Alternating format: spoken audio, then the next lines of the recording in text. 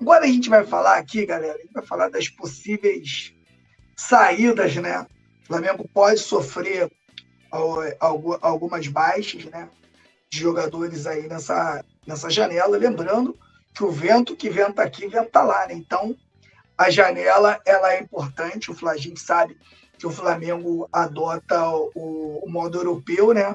O Flamengo ele não busca tantos reforços no início do ano para buscar no meio do ano para buscar jogadores que estão atuando na Europa e principalmente jogadores aí que estão em final de contrato, né? Jogadores que o Flamengo paga aí só o seu salário, né?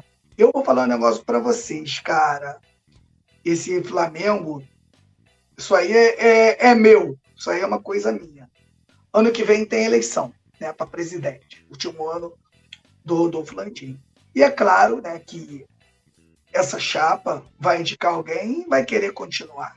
Então, na minha opinião, eles vão montar um timaço. Eu tenho quase certeza.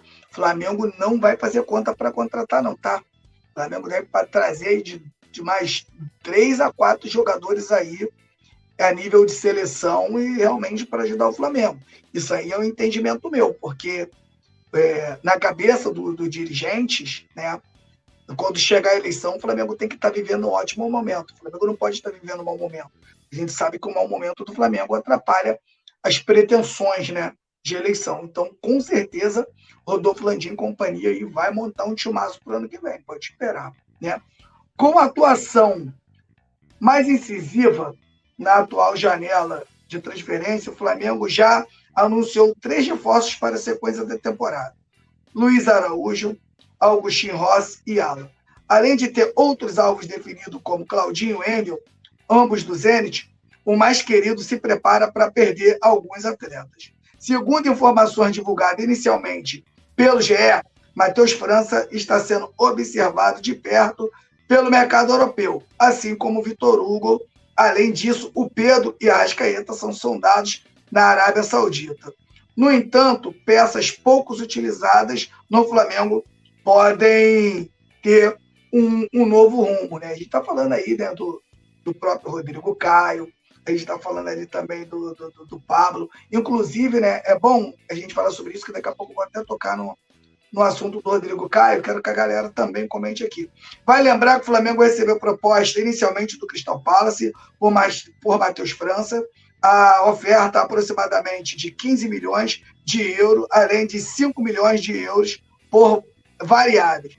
Deste modo, a negociação parecia chegar mais a 107 milhões, mas o mais querido ainda avalia com calma e não respondeu ainda os ingleses. Lembrando, né, que o Crystal Palace é ligado ao John Textor do Botafogo. O Flamengo entende que é 25 milhões, eles querem pagar 15, só que o Flamengo não precisa, né, da grana, e o Flamengo pode sim pleitear aí uma boa grana pelo Matheus França, que na minha opinião é um jogadoraço, é um jogador que evolui muito, um jogador com muita velocidade, um jogador que não sente a pressão de jogar no Flamengo, é um jogador que passou ali pela transição com muita calma e tranquilidade. Lembrando, né, que a transição do Matheus França foi uma transição com o Vitor Pereira, né, cara? Jogou com o Paulo Souza, então ele passou por alguns maus momentos do Flamengo. A gente sabe que quando o jogador, né, ele entra com o clube vivendo um bom momento, para fazer a transição é tudo mais tranquilo. Quero falar também, né, falar do Rodrigo Caio, que o Rodrigo Caio, o staff dele, ele mesmo, ele diz que tá tudo bem com ele, tá? O Rodrigo Caio não tem problema nenhum de lesão. Hoje ele está 100% e me desagrada muito a não utilização do melhor zagueiro do Flamengo. Na minha opinião, o Rodrigo Caio, ele é o melhor zagueiro do Flamengo, mas ele tem que estar bem. Ele tem que estar em forma, ele tem que estar com minutagem. Na minha opinião, não acho legal o que o Sampaoli faz com ele. Mas como? Mas também procuro entender. Apesar de não achar legal, procuro entender. tentar pensar aqui com a cabeça do Sampa. O Rodrigo Caio tem algumas lesões, muitas lesões, né?